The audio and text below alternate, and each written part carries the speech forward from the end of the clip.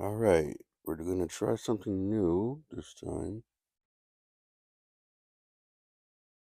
Oh, what is this? As soon as I start recording,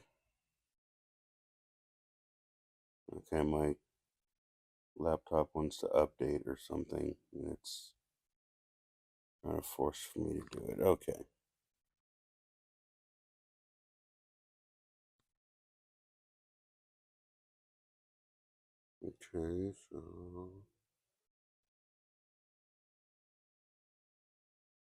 Okay, so I think I got the video and the audio and the video and the audio on sync. Cool. All right, so this is episode 4 of Dexter New Blood, or no, why do I keep saying that? Dexter Original Sin. It's just a mouthful to say sometimes. So now I'm just looking at the credits right now. So I want to try something a little different with episode 4. I know with the later episodes, I have an idea of what I really want to do. And doing these commentaries for episodes is a little difficult only because, there's so much to look at. There's so much to watch and there's like not enough to say.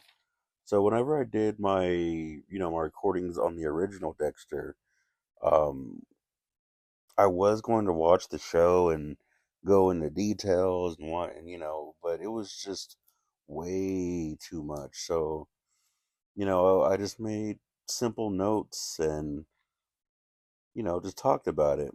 It is unfortunate though, because in my original notes, I wrote about almost every character in the show, what they represented, what they, brought to the table, what they brought to the world of Dexter, what each character represented, and what resonated them. And, in certain scenes when characters would have certain interactions with each other, what that actually meant for what Dexter's character was going through. Like I had a bunch of details, and I had a lot of details on just the craziness of the original show, from just a lot. So yeah, so I just kind of went through the season and jumped through it, and there's some pieces of information about the show that I did not talk about, and I do kind of regret it. Okay, and credits are over now. So yeah, for those kids who are like watching this, these things are called rollerblades. I don't know where the name blade came from, but these are rollerblades. We used to oh snap, is it a walk and a Walkman? Oh, and there's the boy, there's Jimmy.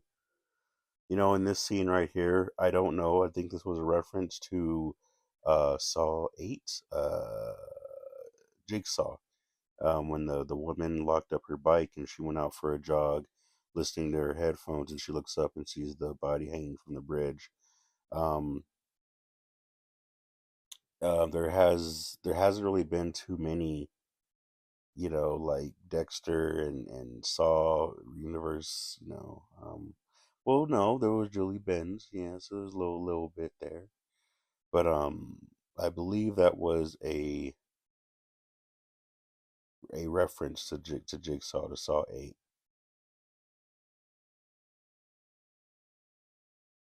I could be wrong though, but I think that was an Easter egg. Now, as the firefighter holds Jimmy, he holds Jimmy in the same way, I guess, sort of, not really, but sort of, how Harry held um, Dexter. So, the way that Harry held Dexter, so that really shows the, innocence, loss of innocence, and um, the anger that Dexter has inside. That imagery is kind of a trigger in that way. Um, there was a small detail right here when um when they put little Jimmy down, when he's on the ground, you see a fly crawling on his shirt. I don't know how they got that flight to stick, unfortunately. But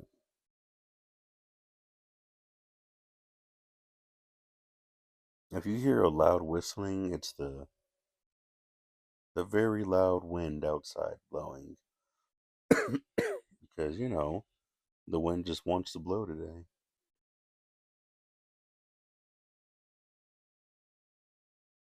Now Dexter's actually starting to feel human now. Here's our black cop.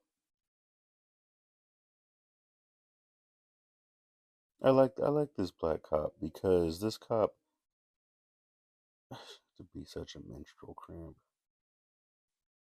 Wow.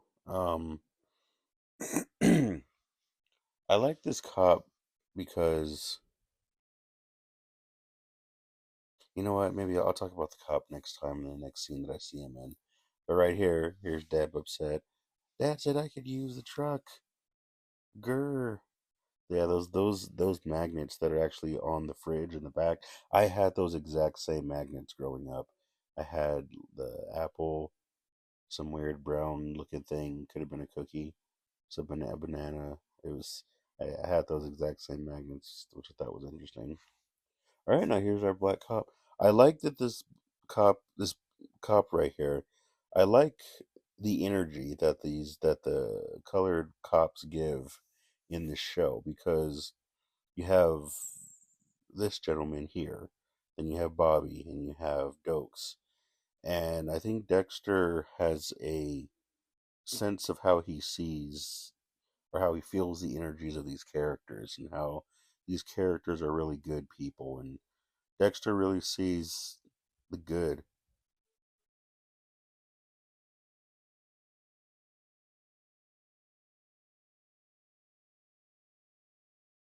Sorry, sorry. Dexter really sees the good in these characters, and if I had to guess what this cop represents for Dexter, I would say he maybe represents his secretive side or his different side. And so Dexter talking with this cop is actually Dexter's, indifferent side trying to cope with him, saying, "Hey, you're in a unfamiliar territory. Let me help you out with trouble with how to cope with it, with you being so different from everybody else." So I believe that's what it is.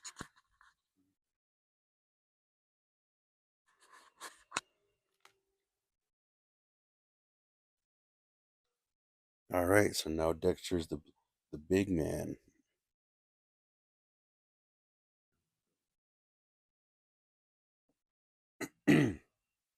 Yeah, Dexter's the big man on the scene. I love those dots that are on his arm, these random small dots.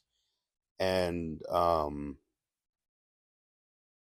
I love the attention to detail on those dots because I remember seeing those dots on his arm and it triggered something in me and I was like, wait a minute, is that those are there on purpose, right? Why does that look so familiar? And I was like, wait a minute. And then I had a theory, and then we'll talk about.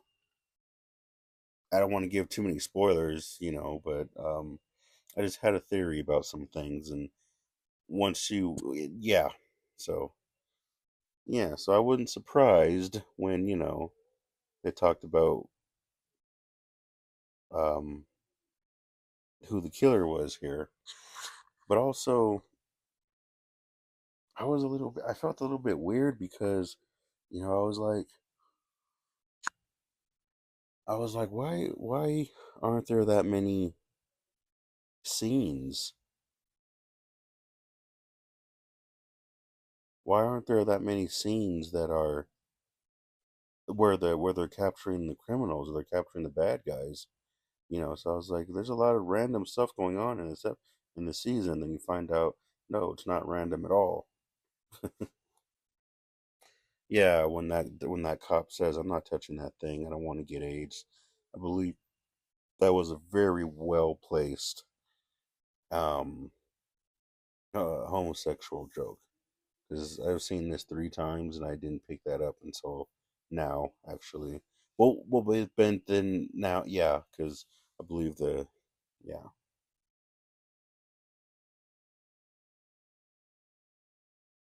I want to say this vehicle is, I think it might be a Mitsubishi, but I don't know for sure, so I don't want to just assume. Intriguing whimsical music. It would be nice if it would be cool if they just said the name. Judge Powell's boy. I like that Camilla has a bigger role. Camilla was a big part of um, the old Dexter, the past of Dexter, and I'm glad that she has some screen time here.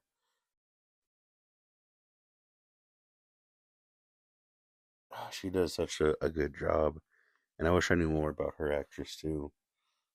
But like I said, if I would have really done my research, there's so much trivia I could be giving about these characters and these actors, and so much. But like I said, I really wanted to go into this mostly as a fan.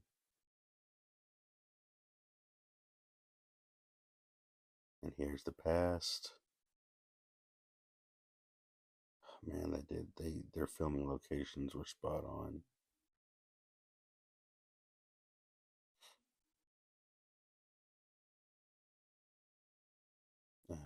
Here's Bobby and Harry. I love that they used Bobby and not Davy. It wasn't. I really love that they didn't use Davy Sanchez.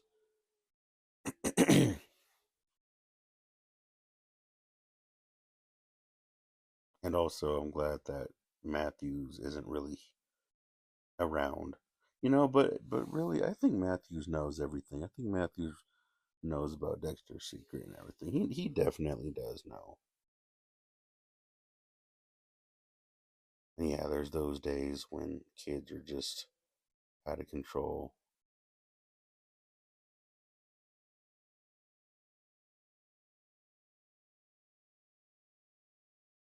I love that the address. If you take the numbers of their address, of her address, and put it together, I believe it equals the number 10, which this is the 10th season of Dexter. I think they did a good job by making the 10th season of Dexter a prequel. The only reason why I say that is because I talked about this, but um, there's that old TV. So there's an old TV there with four knobs. I believe one knob was the power button. Whenever you turn the power on, you would twist and then it would click, and then it would tripwire or trip the TV to turn on. The second knob was volume. The third knob was I believe it was a contrast, I believe. So when you turn that one, it like changes the color from black and white to which no, this would be the 70s. So I actually don't know. I know one was contrast. And I don't know what the fourth knob was. I can't remember right now. But a lot of older TVs, at least when I was in the 90s, those were basically a lot of the functions was just the power, the volume, and the contrast. And I cannot remember what the fourth one was. But just to give you an idea of what some of the knobs were. And oh, channel. Yeah, I believe one might be for channel, and the channels. Or no, there was a bigger knob that would turn for channels.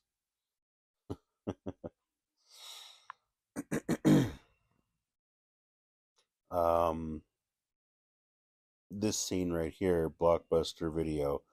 Blockbuster Video was an amazing store. Amazing store. You would go in, you'd go throughout the week. and just be a kid, go to school, whatever.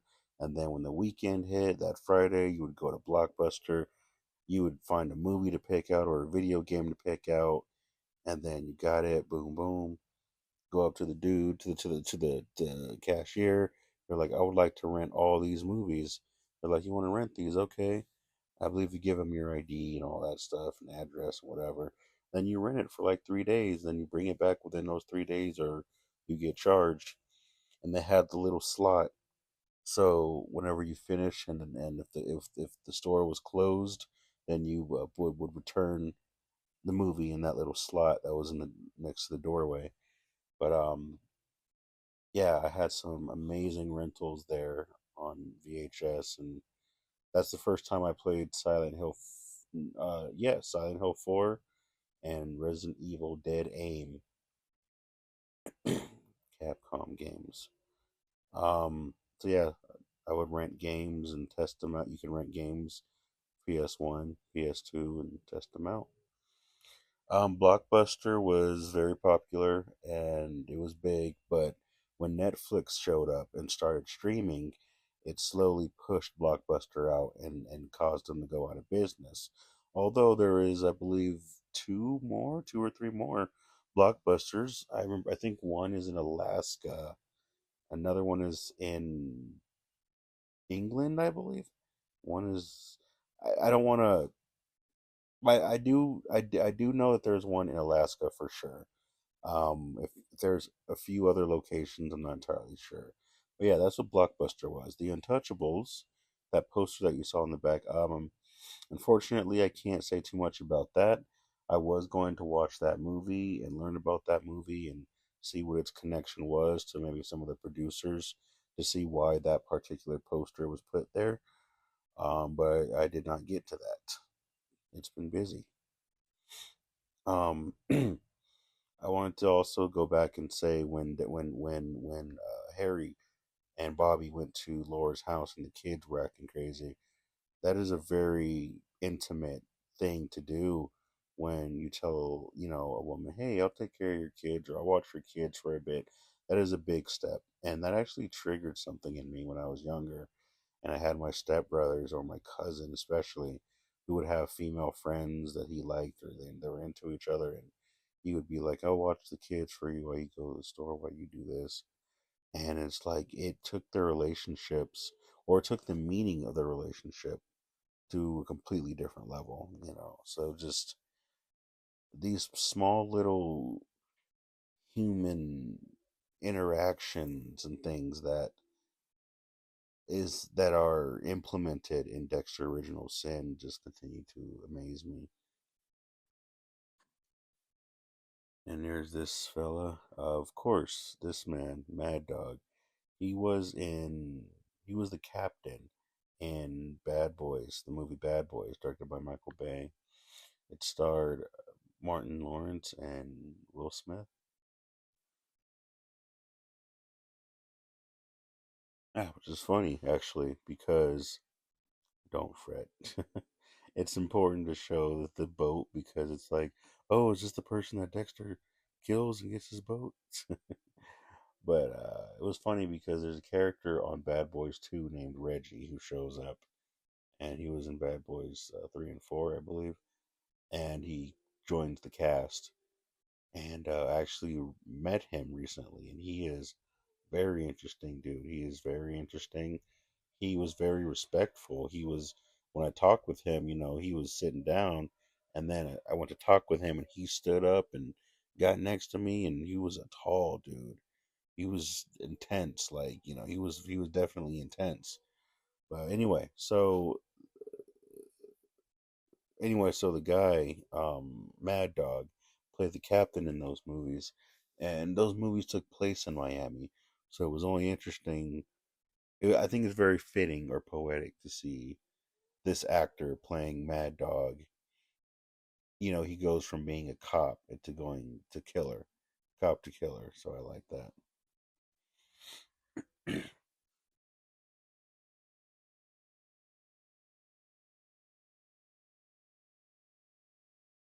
Oh, and here's Deb. She's crying because she's like, Dad, you said I could use the truck. And Harry's like, there was a dead person hanging from a bridge. They needed the truck. And he looks in her eyes and says, are you on something? Um, Whenever someone is, high off cocaine or something like that, or a substance, their pupils, their eyes will get glossy. Basically, their pupils dilate. So when he looked in her eyes and was like, "Are you on something?" It was that's what he saw was the probably the glossiness and the dilation. Um, that scene was hard to watch too. I love moments like this when I have too much to say and the scenes keep going and I have to talk over scenes. I'm like two or three scenes behind. I did that a lot when I did my heroes commentary. A lot. I wonder if I'm ever going to post those episodes. I did the whole first season and I worked really hard. But anyway, um, that scene with Deb really did break my heart because she was like, Dad, how can you do this to me? And she's just feeling hurt. She's just feeling, and then when he's like, oh, it wasn't a real emergency, she's like, well, I can't compete with that, like ouch. Now I feel bad now. She feels bad, because she feels betrayed. She, promise was broken to her. She feels bad because she couldn't impress her friends now. And then when she confronts the issue, she's told that she feels bad for confronting the issue. It's like, ouch, it's like three strikes right there. But I do like how they made Deb a Sagittarius in this show because I knew Sagittarius. I was actually engaged to one. But I was also roommates with a Sagittarius, and she, I feel like I missed an Easter egg. Anyway, she was very much like Deb, very much like Deb. It was hard to get her to just be quiet. I miss that girl though. Hope she's all right.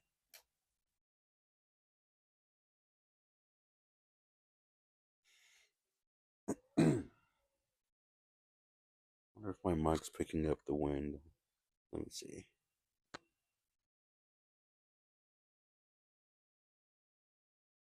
No, nope. According to my audio fluctuator, my audio fluctuate. It's not picking up anything. These were called paper shredders. I don't know if paper shredders still exist. Well, I know they exist today, but yeah, you would have a lot of important documents, a lot of documents that had, social security, like back then when we had to go through things, when we had to get paperwork and stuff like that, it was like we needed paperwork for every little thing. It wasn't just computers handling everything. But there was many different reasons. Um,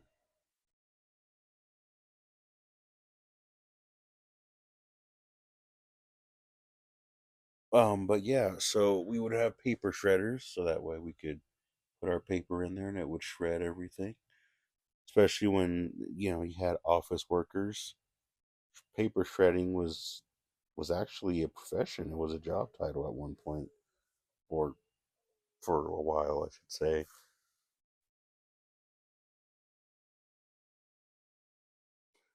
Very respectable thing about this show is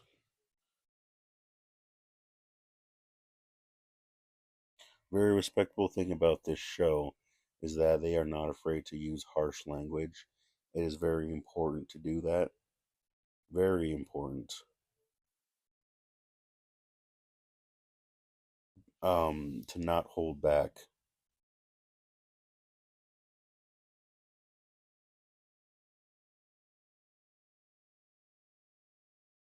And now here's the captain talking with his wife Becca. I like how they introduced Becca. This show, so watching this season, watching this show, and then rewatching it again, learning new things about future episodes, then going back and looking at scenes, it's like, wow, everything was very, what, it was very particular. It was very carefully put into place. I believe that's called a Game Gear that he's playing right now. I believe that, yes, Game Gear, Sega Game Gear, yeah. Which was funny because I've never played a Sega Game Gear. I actually didn't know. Why is my laptop keep doing that? Anyway, I was always a Game Boy dude. You know, once I got a system.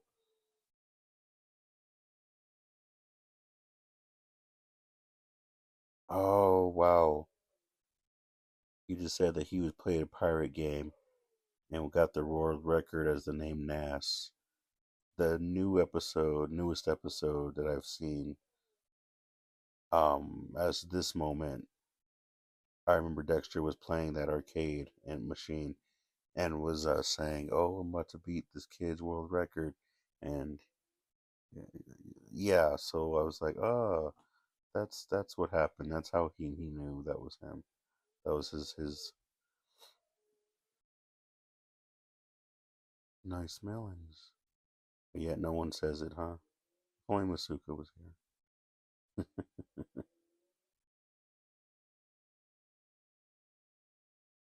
um, yeah, I was always a Game Boy guy.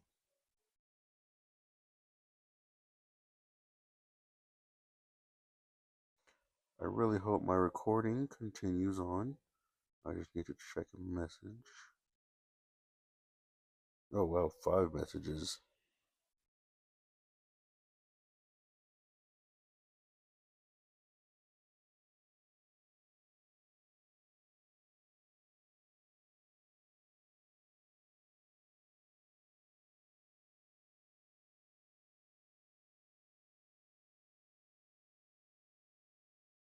Sorry, I'm looking at Dexter right now, going through his photos.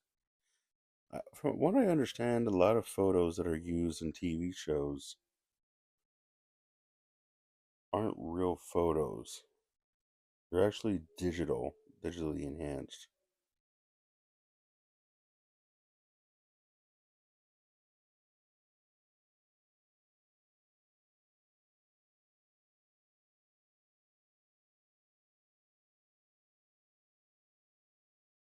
Here's Dexter having fun, learning about the bodies and expressing himself. I really am curious to know at what point did LaGuerta get a crush on Dexter. That was a small plot line that was never fully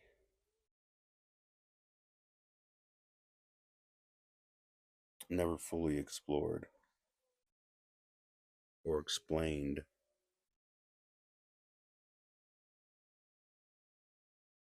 Yeah.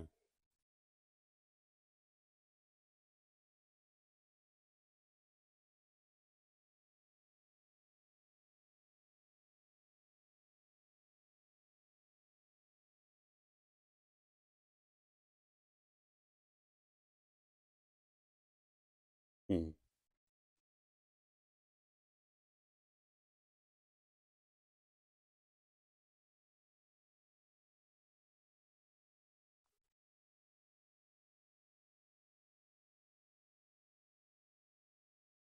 All right. Sorry about that. The thing is, I can't stop the recording at what I'm watching the show live, and um, on certain platforms, I'm trying to see if I can blend them together so that the video is playing with my audio talking over it, so people can see what I'm talking about. But so once I watch something live, the audio and the video have to be synced just in case.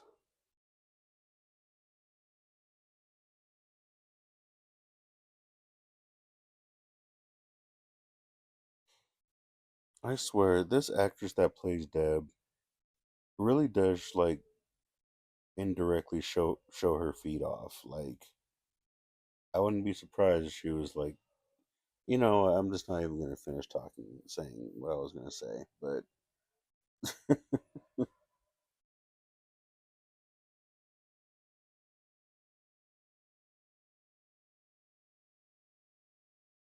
look at Dexter putting the pieces together, like Saul Goodman from Better Call Saul.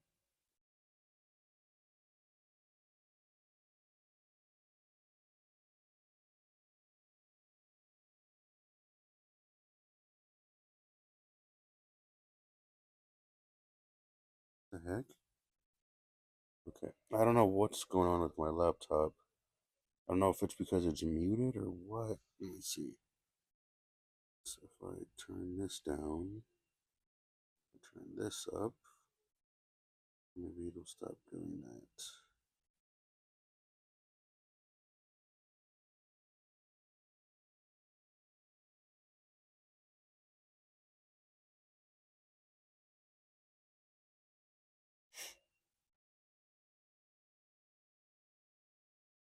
I love that. Do you have any brothers? Just a sister, Deb. Remember someone asked Dexter, "Hey Dexter, do you have a brother?" Oh, it was Miguel. And then Dexter was like, "Just the one loudmouth sister." So I like, you know.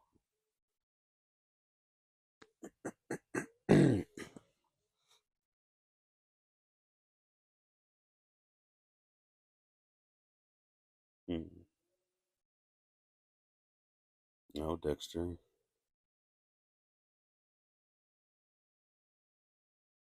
The thing I liked about this scene right here is as or this the cop buddy is talking with us, is talking to Dexter.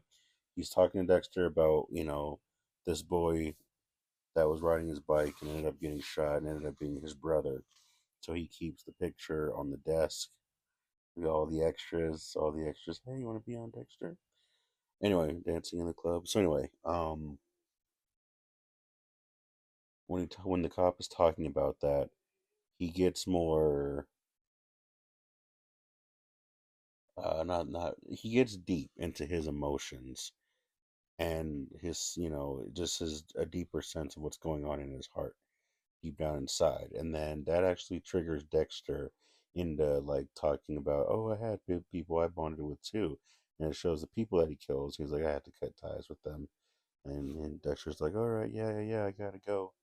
um that that was, I love that attention to detail that shows that in that moment, what Dexter felt and what flashed through his head was actually a sense of what's deep down in his heart, like what makes him feel deep, a deep sense of connection. Um, so when Dexter was talking with the cop just now, they were both actually having an intimate conversation, but the expressions of what intimacy means was so much different between the two characters. And as the cop was talking to Dexter, it actually put Dexter more into who he is at his core and what made him smile and be like, yeah, I'm happy now. So, I love that. Now we get introduced to this dude, this handsome dude. I honestly thought that this was Quinn, or spoilers, it might be Quinn. He said his name was Geo. I'm just like, Geo. That sounds like someone. That sounds like a name Quinn would say. You know. And he mentioned his dad a lot, and I'm like, what does he work for? Huh. Mm.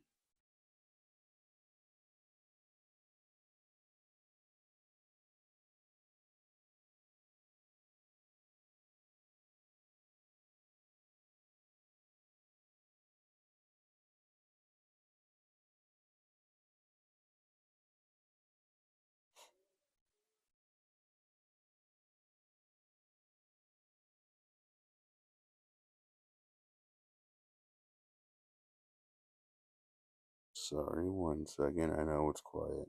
Or no, you probably hear all that tapping I'm doing. which isn't funny. Let me.